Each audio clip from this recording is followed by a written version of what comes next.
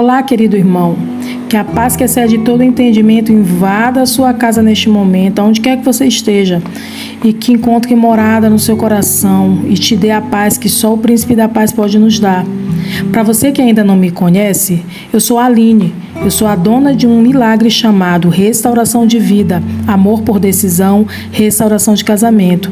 E hoje eu gostaria de conversar com você sobre as 4 fases. As fases que a pessoa que foi abandonada, a pessoa que busca por restauração do seu casamento, deverá passar.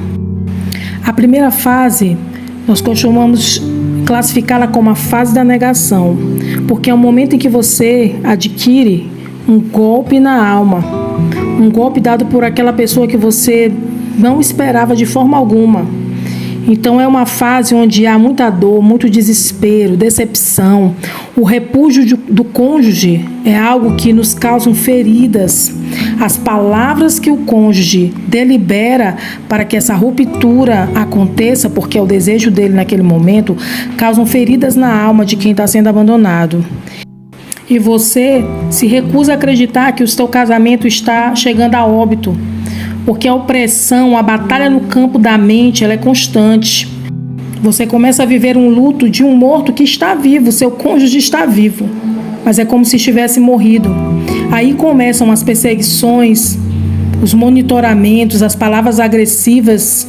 Essas palavras agressivas são de ambas as partes, ameaças, muito choro, muita humilhação. Você fala mal do seu cônjuge para qualquer pessoa, para toda e qualquer pessoa que você encontra, fala mal para a família, para os amigos. Às vezes você vai até no trabalho do seu esposo e fala com o chefe dele se essa relação, o esposo ou esposa, se essa relação extraconjugal aconteceu dentro do trabalho. Se logo após a descoberta ou a confissão da traição, seu cônjuge saiu de casa, vocês acabam tendo recaídas porque algo ficou mal entendido. Não aceita provocações e afrontas como moeda de troca. Se a OM ou OH provocar, você posta provocações nas redes sociais, você acaba entrando nas ferramentas de comunicação, tipo WhatsApp, e começa a afrontar. Tudo isso, amados, faz parte da primeira fase do deserto.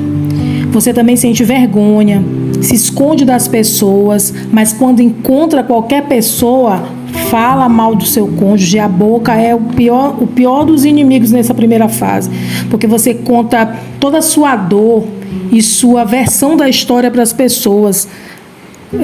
Às vezes você é uma pessoa reservada, discreta, mas como a sua dor ela é tão profunda, você acaba desabafando com qualquer pessoa. Você evita sair para lugares para não encontrar as pessoas, inclusive, e o próprio cônjuge com o OH ou AOM. Isso é natural da primeira fase. As pessoas que vivem essa fase, elas sempre relatam todas essas situações e sentimentos que eu estou listando para você neste momento. Você se questiona como vai ficar a sua vida agora sem o cônjuge. Seu cérebro começa a supervalorizar o relacionamento. O seu cérebro, ele prega uma pegadinha, ele faz você supervalorizar o seu cônjuge e com isso faz com que você vá atrás dele, inclusive vá atrás da OM ou do OH para tentar resgatar esse relacionamento, para tirar satisfação.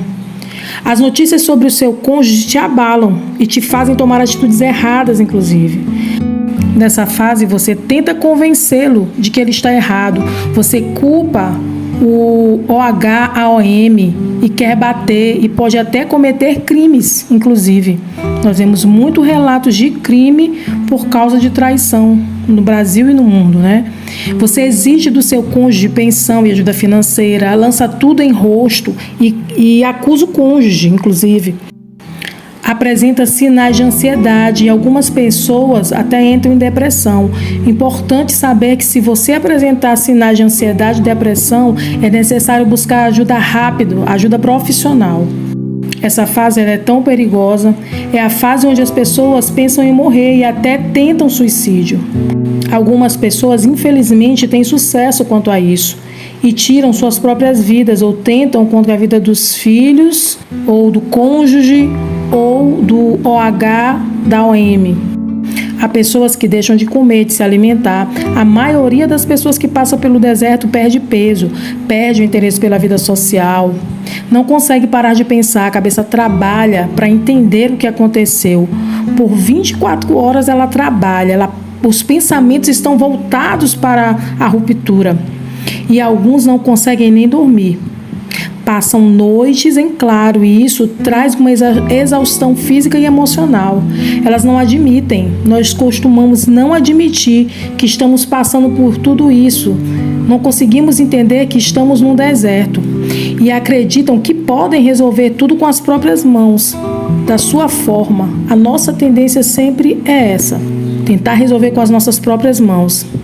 Nós costumamos nos sentir abandonados, indefesos, no caso, principalmente no caso das mulheres. No caso das esposas, elas sentem um profundo abandono, dor na alma que chega ao físico. A ciência hoje já fala sobre essa dor emocional que percebe-se fisicamente. Recomendo que vocês assistam aos vídeos do cientista Paulo Calabrese no canal Neurovox. Ele fala muito sobre a síndrome do coração partido. As brigas elas são constantes ou diárias com o cônjuge que permaneceu em casa ainda, logo após essa revelação. As emoções elas estão à flor da pele, chora-se muito inclusive na presença do cônjuge. A pessoa que foi repudiada, ela costuma se humilhar, ela implora ou tem episódios de ira, quebra bens na sua casa ou do seu cônjuge, queima as roupas dele, liga incessantemente para o cônjuge, clona o WhatsApp dele, ameaça sumir com os filhos ou impedir o acesso desse cônjuge a estes filhos.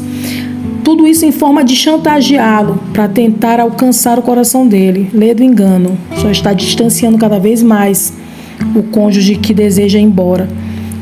O cônjuge, nesse momento, ele é o centro da vida dessas pessoas. Nessa fase, você ainda não sabe que está no deserto, porque só enxerga a dor e a decepção. Por que esse relato é importante? Por que a listagem desses sentimentos, dessas situações na primeira fase ela é importante? Porque como você vai agir e reagir neste primeiro momento determina muita coisa dentro do seu deserto, inclusive determina qual será o tempo que você vai permanecer nesse deserto.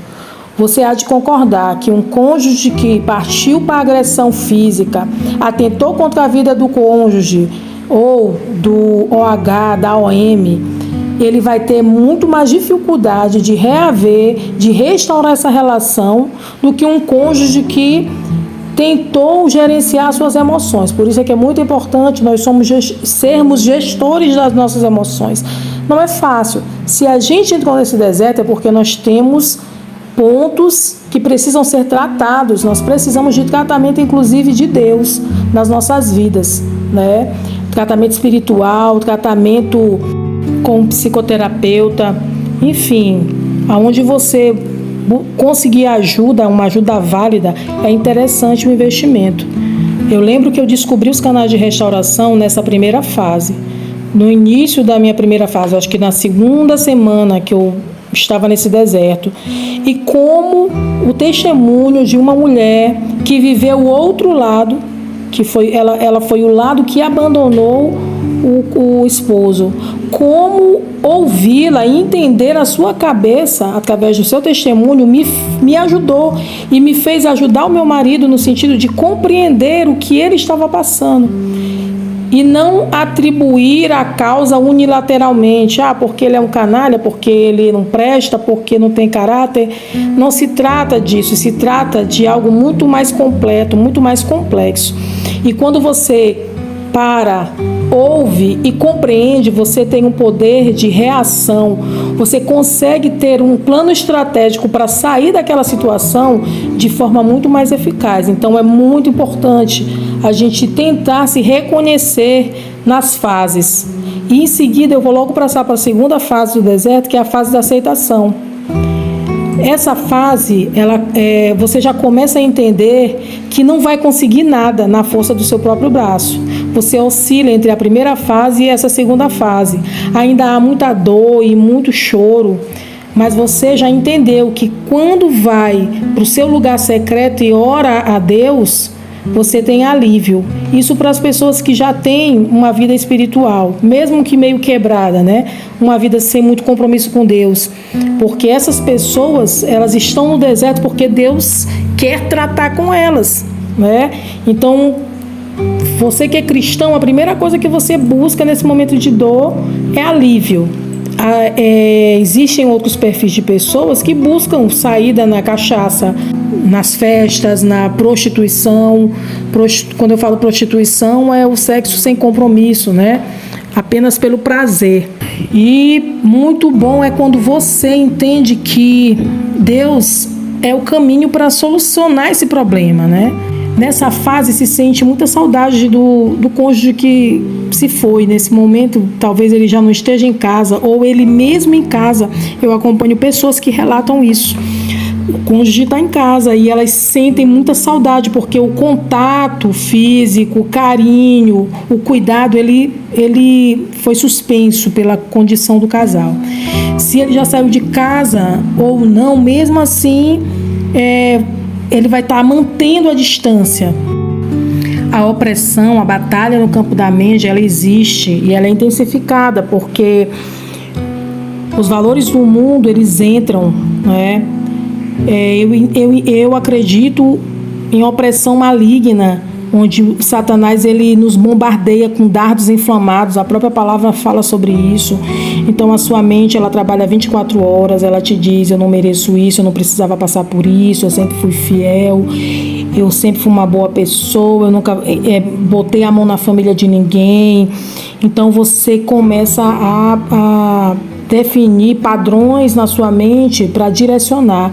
E quão importante é você abrir a sua mente para que o Espírito do Senhor fale com você.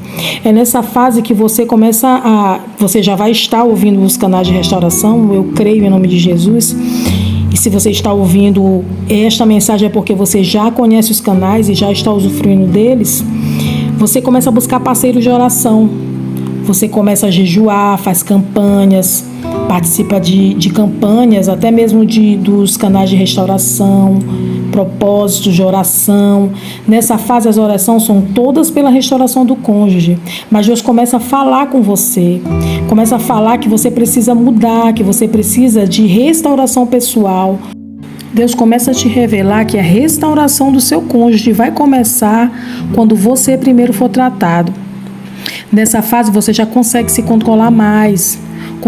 Você, na verdade, começa a ser treinado, você começa a se controlar e Deus começa a te treinar com relação à privacidade do seu cônjuge, a não espiar o seu cônjuge nas redes sociais, não vigiá-lo, monitorá-lo a nível de visualizações no WhatsApp. Você ainda vai ter algumas recaídas de ir atrás do cônjuge e de receber ou captar informações. Você ainda aceita informações vindo dos familiares, dos amigos. Existe uma luta de se manter firme no propósito dessa restauração ou de desistir, porque você tem informações, você vê ainda redes sociais, você vê algumas postagens do cônjuge ou ainda não consegue bloquear em definitivo informações que vêm acerca da nova vida que ele decidiu ter lá fora.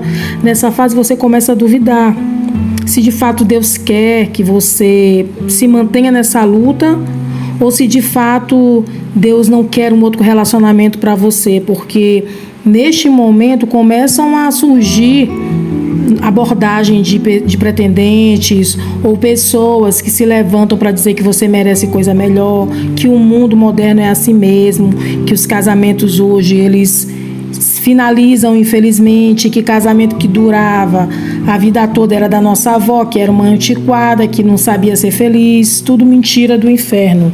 Não caiam nessa mentira de Satanás. E nessa fase você começa a ser treinado e você aprende a deixar ir, né? Você começa a aprender a deixar o cônjuge ir, mas ainda cria situações e desculpas para falar com ele, para ter contato, para vê-lo e se fazer ver por ele. Você entendeu que nessa fase você já começa a entender que a OM ou OH, eles são pessoas que precisam de sua intercessão. E que você também precisa perdoá-los e pedir perdão a Deus por tê-los desejado tão mal. E você começa até a orar por eles, interceder por eles. Começa a trabalhar o perdão no seu coração sobre essas pessoas. Ora pela felicidade dessas pessoas, pela conversão delas. E por mais que sintam o contrário, você começa a lutar contra esse sentimento. A oração ainda é dolorosa, é cheia de choro. Você deseja que o seu cônjuge volte a qualquer custo. Nessa fase, ela ainda tem as pegadinhas, né? Porque enquanto você não entender que o seu cônjuge precisa voltar restaurado, Deus não traz de volta. Então, ainda nesta fase, você deseja a qualquer custo. Eu lembro de orações que eu fiz pedindo a Deus que trouxesse meu marido do jeito que ele tivesse, né? E eu sofri o preço desse pedido dentro de casa, quando ele voltou ainda. Nessa fase, você ainda está impaciente quanto ao tempo de Deus. Você não entende que as coisas de Deus são melhores do que as coisas no seu tempo. Você pede perdão e ajuda financeira ao seu cônjuge, mas ainda com soberba. Ganha a compreensão que também no somatório de todo este problema você teve o seu percentual de culpa. Você já entende que entrou no deserto e que Deus pode fazer algo por seu casamento. Começa a buscar a Deus com forças, com fé. Começa a ouvir os testemunhos, ler livros e ler a Bíblia de forma mais frequente. Você entra em grupos de restauração de casamento, passa a ouvir os testemunhos e isso vai te fortalecendo. E tem um risco também do assédio, viu? Eu lembro de momentos que eu estive em grupos de restauração e homens vieram no privado tentar um relacionamento comigo, homens que estavam buscando restauração. Fique muito atento quanto a isso, cuidado com a carência que o deserto causa. Pessoal, nessa fase nós começamos a orar pelos nossos cônjuges a nível de guerra espiritual, porque nós entendemos que é uma luta também espiritual, uma luta na mente do nosso cônjuge, na vida do nosso cônjuge e na nossa vida também. Quanto mais rápido nós entendermos que Deus tem um propósito nesse deserto, mais rápido nós conseguiremos aprender a lição que o nosso Deus quer nos ensinar. Eu vou finalizar por aqui este vídeo e vou continuar com as 2 outras fases num próximo vídeo. Fica com Deus.